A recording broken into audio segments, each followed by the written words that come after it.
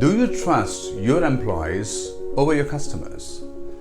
Now let me repeat that again. Do you trust your employees over your customers? Now, let me share the story of Celine.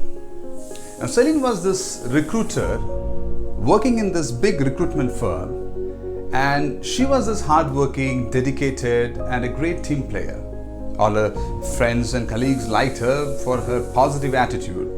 In fact, she had recently won accolades and awards for her creative work. Now, one morning, she was on this call with this prospective candidate for recruitment, but you see, the candidate wasn't happy with the pay package that was offered. But while they were on the call, the line gets disconnected because of network problems and she's unable to connect back with him. And so what she does is, she sends this mail about the discussions that they had and requests the candidate for a follow-up call next day. But you see, the candidate wasn't happy with the kind of pay package offered and was upset. So he goes to the social media and posts a nasty message accusing Celine to be that poor communicator and also questioning the company's wisdom in positioning her for such calls with the candidates. He goes a step further. He accuses the company of being a big scam. Now that evening, the CEO of the company happens to see this message and gets upset. And then he calls his heads of his PR, HR and operation team, and he questions them why was Celine on this role at the first place and why no action has been taken on this. And then he instructs them to re-evaluate Celine's job skills and to remove her if required. So can you see this? The head of the company.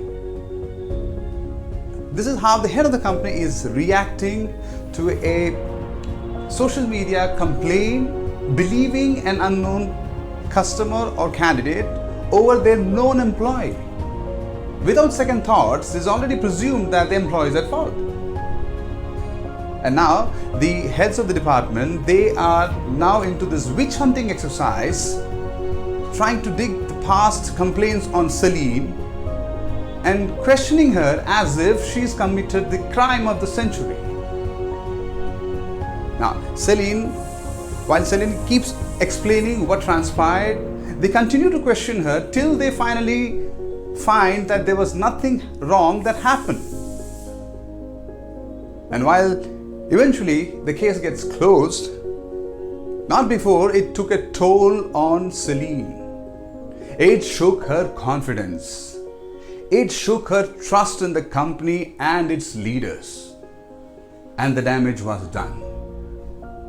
So, here's my question to you, my friends. Do you trust your employees over your customers? And what are your thoughts on this?